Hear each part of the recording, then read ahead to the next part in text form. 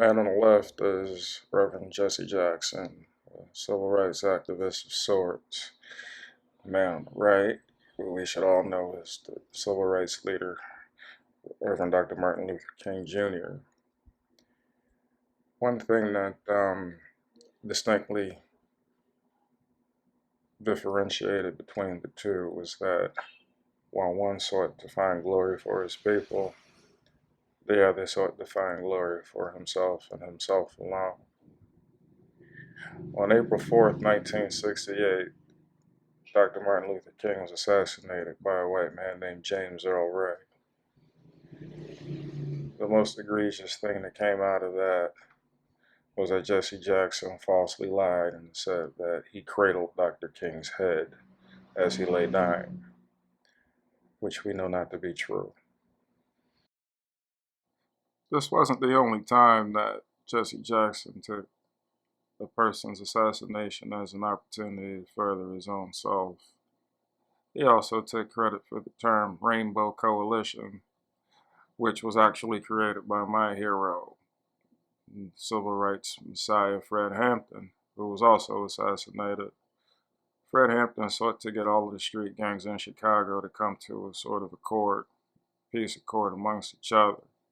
As gangs identify themselves by colors, he named it the Rainbow Coalition. This was again something else Jesse Jackson took credit for that he had absolutely nothing to do with. What could be more grotesque than to capitalize on a person's death for one's own personal gain? Cheri Berryman was from a broken home. She was abused as a child, also a child star and a teen bride. My guess is that it would take only a few seconds to speak with her to see how awesome she was. When I learned that she passed away, my heart grew heavy. I had spoken to her only a few days before, and although fully aware of her illness, her optimism and fighting spirit had me convinced that she would overcome this scourge. Cheri was a proud Mexican American. She spoke out against child and animal abuse, even went into gangland territory to rescue kids. She walked the walk instead of talked the talk. We found out that at different times we both worked for the same nonprofit that helped at-risk youth.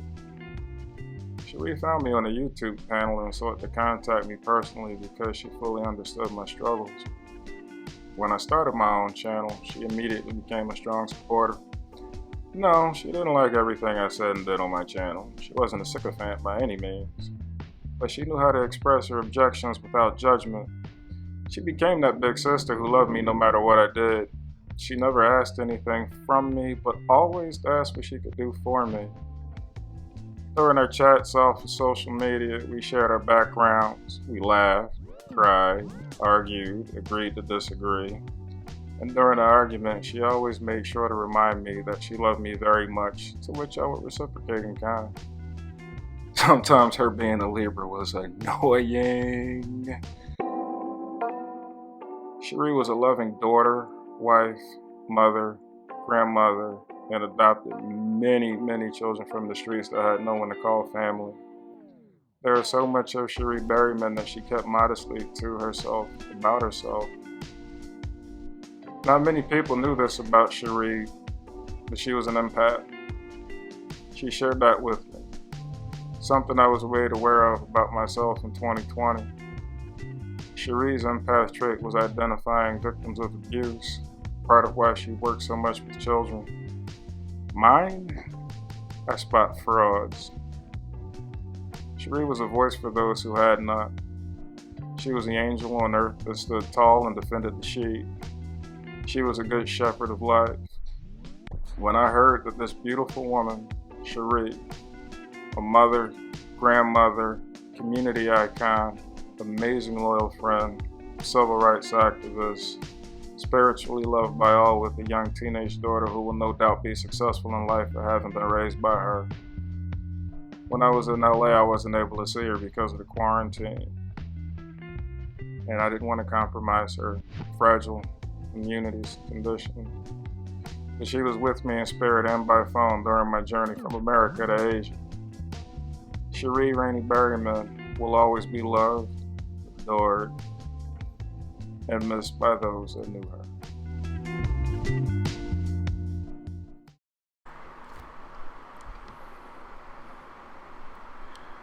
While it shouldn't have surprised me that some people would manipulate her passing for their own selfish gain, it still hurt because of the type of person she was.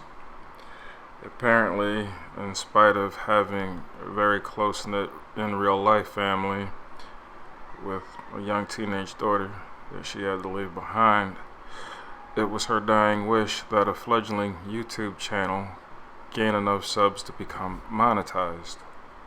You know what? Maybe Cheri knew that it was good. That maybe she knew that I shouldn't be monetized because this word right here needs to be on my screen for this very moment. Maybe she knew. She was so invested in this channel. Oh, sure, Jan.